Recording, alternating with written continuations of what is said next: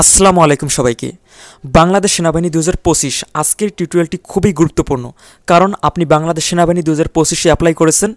তো অবশ্যই আপনাকে জানতে হবে বাংলাদেশে কতটি ক্যান্টনমেন্ট বা সেনানিবাস রয়েছে। সো স্ক্রিনে যেমনটি দেখতে পাচ্ছেন, বাংলাদেশে সর্বমোট 31টি ক্যান্টনমেন্ট রয়েছে।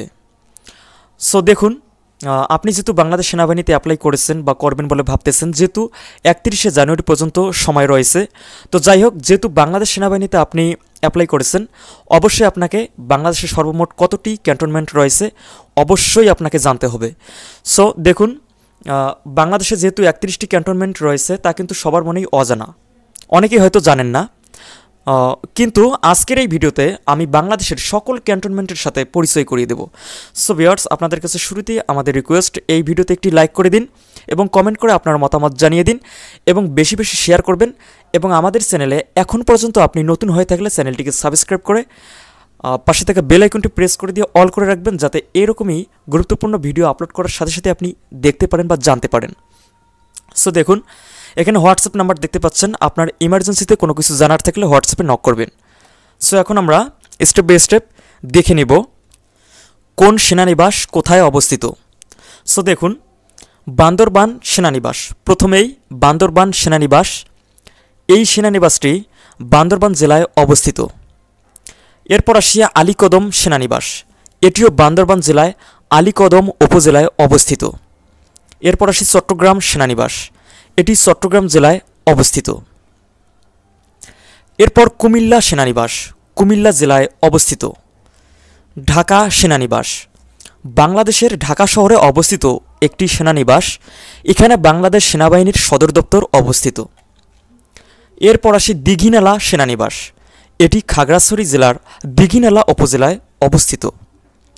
হালিশহর সেনানিবাস, এটি চট্টগ্রাম শহরে অবস্থিত। জাহানারাবাদ সেনানিবাস, এটি খুলনায় অবস্থিত। জাহাঙ্গীরাবাদ সেনানিবাস, এটি বগুড়া জেলায় অবস্থিত একটি সেনানিবাস। এরপর আসি জালালাবাদ সেনানিবাস, এটি সিলেটে অবস্থিত। যমুনা সেনানিবাস, এটি টাঙ্গাইল জেলায় অবস্থিত।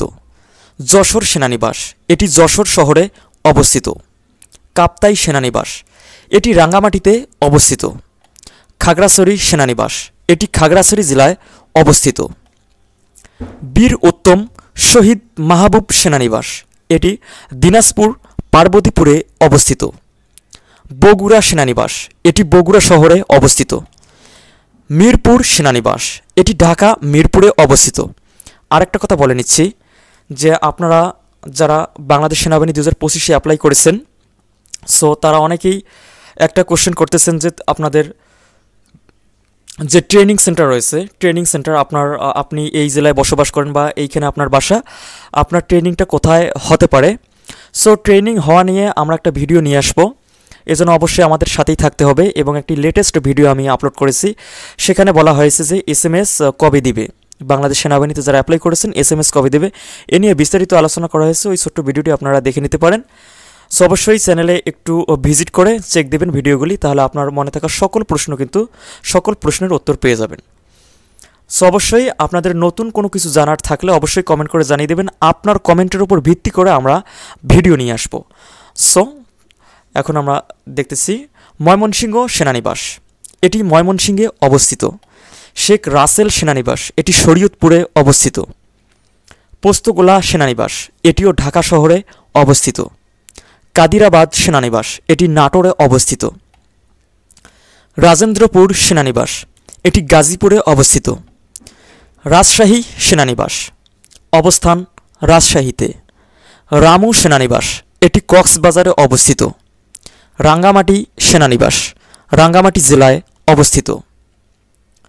এরপর আসি আমাদের রংপুর সেনানিবাস, আমাদের রংপুরেই কিন্তু অবস্থিত আমাদের রংপুর সেনানিবাস।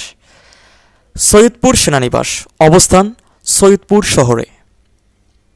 সো অবশ্যই ভিউয়ার্স, আপনাদের কাছে আমাদের রিকোয়েস্ট, ভিডিওতে কমেন্ট করবেন এবং একটি করে লাইক করে দিবেন। আপনাদের একটি লাইক কিন্তু আমাদের অনুপ্রেরণা।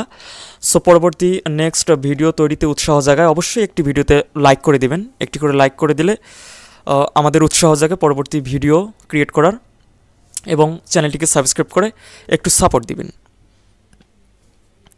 এরপরে সাভার সেনানিবাস। ঢাকা জেলার সাভার উপজেলার আশুলিয়া থানায় এটি অবস্থিত।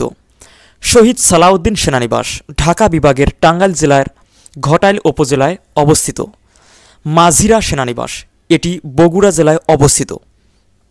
এরপর সর্বশেষ ৩১ নম্বর সেনানিবাসের নাম ছিল শেখ হাসিনা সেনানিবাস, তবে এটি এখন কি অবস্থায় আছে আমি বলতে পারতেছি না।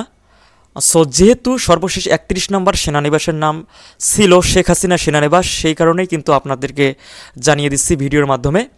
সো এখানে যেমনটি দেখতে পাচ্ছেন, যা পরিকল্পনাহীন একটি সেনানিবাস ছিল, এখন কি অবস্থা সেটি কিন্তু আমরা জানি না। সো এই ছিল মোট ৩১টি সেনানিবাসের নাম এবং অবস্থান। সো আশা করি আপনারা এখন বুঝতে পারছেন, জানতে পারছেন যে কতটি সেনানিবাস আছে, কোথায় অবস্থিত। অবশ্যই আপনাকে এগুলো জানতে হবে। হুট করে কিন্তু আপনাকে ভাইবা পরীক্ষায় বলতে পারে যে আপনি কয়টা সেনানিবাসের নাম জানেন বা বাংলাদেশের সর্বমোট কয়টি সেনানিবাস আছে। সো অবশ্যই আপনাকে পরীক্ষায় উত্তীর্ণ হতে হলে বা প্রশ্নের উত্তর দিতে হলে প্রপারলি এই বিষয়গুলো কিন্তু আপনাকে জানতেই হবে। সো আপনাদের যে গুরুত্বপূর্ণ যে বিষয়গুলি আপনাদের অত্যন্ত জরুরি, আপনাদের লাগবেই বা আপনাদের প্রয়োজন পড়বেই, তার উপর ভিত্তি করে কিন্তু আমরা টিউটোরিয়ালগুলো নিয়ে আসি। সো অনেক কষ্ট করে এই টিউটোরিয়ালগুলো মেক করে থাকি। অবশ্যই আমাদেরকে একটু সাপোর্ট দেবেন, ভিডিওতে লাইক করবেন, কমেন্ট করবেন, শেয়ার করবেন এবং সাবস্ক্রাইব করে আমাদেরকে একটু হেল্প করবেন। সো যেমনটি দেখতে পাচ্ছেন স্ক্রিনে হোয়াটসঅ্যাপ নাম্বার দেওয়া আছে। অবশ্যই আমি বলেছি যে আপনাদের ইমার্জেন্সিতে কোনো কিছু জানার থাকলে আমাকে হোয়াটসঅ্যাপে নক করে রাখতে পারেন। সো এই ছিল আজকের ভিডিও, দেখা হচ্ছে নেক্সট ভিডিওতে। সে পর্যন্ত সবাই ভালো থাকবেন, সুস্থ থাকবেন। আপনাদের জন্য ভালোবাসা এবং দোয়া রইল। ধন্যবাদ।